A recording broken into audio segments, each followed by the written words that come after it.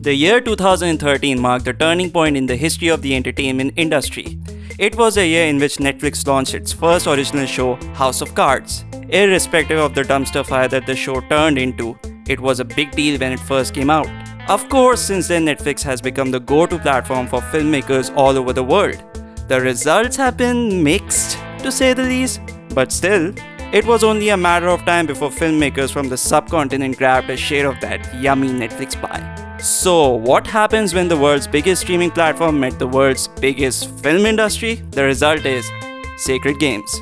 The series, based on Vikram Chandra's best-selling book, was an instant success and became a pop culture sensation. Characters like Ganesh Gaitonde and his right-hand man Bunty have since then become meme legends. What made this series so great?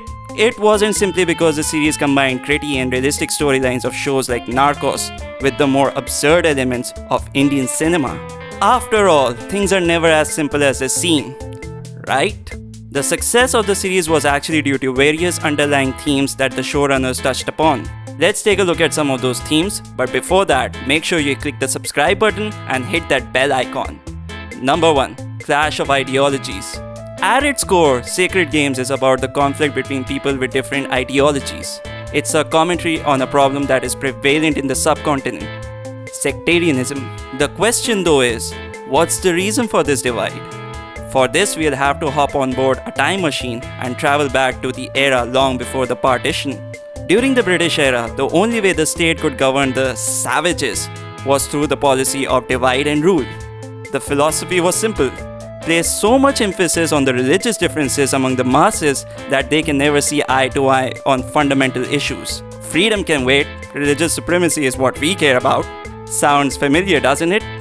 Ganesh's story arc isn't just a rags to riches story of a gangster like Tony Montana. It's the story of the subcontinent itself, a region that has progressed as well as regressed since its independence. Simply put, 70 years later, we are still stuck with those Victorian ideals. Them Goras really did a number on us. Number 2. Entertainment and crime go hand in hand.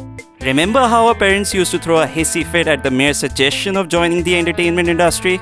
Not a job for respectable people. After watching Sacred Games, we can all agree that our folks were on to something. The series shows how our favorite celebrities are mere pawns in a game of cat and mouse.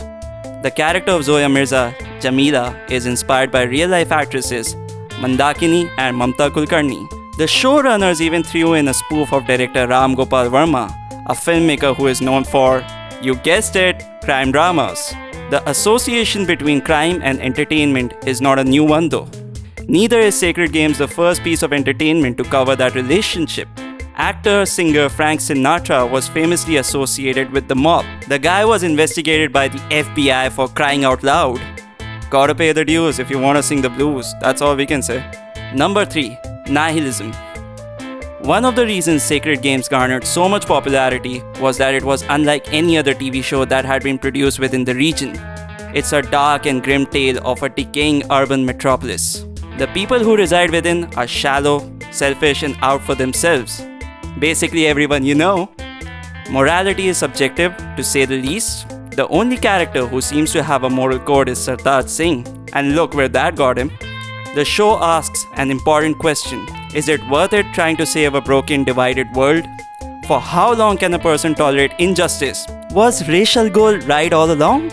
The government organizations, cults are hell-bent on forwarding their agenda irrespective of the consequences. In fact, spoiler alert, the entire second season is based on the idea that you need to destroy this world in order to create a utopia. Honestly, Guruji can give Adrian White a run for his money with his philosophy and ideas. Number 4. Relatability. We can all agree that the USP of Sacred Games was the Ganesh Gaitonde storyline. The journey of a small-time crook who goes on to become an internationally wanted gangster and a government pawn. Ganesh is the personification of selfishness itself. A man who will frame his own father for murder. Yet, we can't help but relate to the character when he loses the love of his life. We get to see that in spite of being so powerful, he is inconsequential in the grand scheme of things. The same is the case with Sartaj Singh. The guy really can't catch a break. His wife has already left him, his colleagues hate him, and by the end of season 1, he has only 9 fingers left. These are just 2 characters in a show which boasts of a wide collection of eclectic characters. Make no mistake, Sacred Games' real strength lies not in profanity, dialogue, or nudity. It's all about the characters. Number 5. Sins of Father. Sacred Games raises an important question. What's the role of a father figure in a person's life? Ganesh Gaitonde's entire character arc is based on his relationship with his 3 father figures. They make him the person that he is. Or maybe that is who he was all along.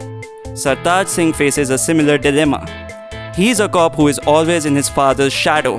He wouldn't even have been a part of this mess in the first place had his father not been connected with a gangster. Anjali Mathur too is overwhelmed with the reputation of her father in spite of being a competent officer in her own right.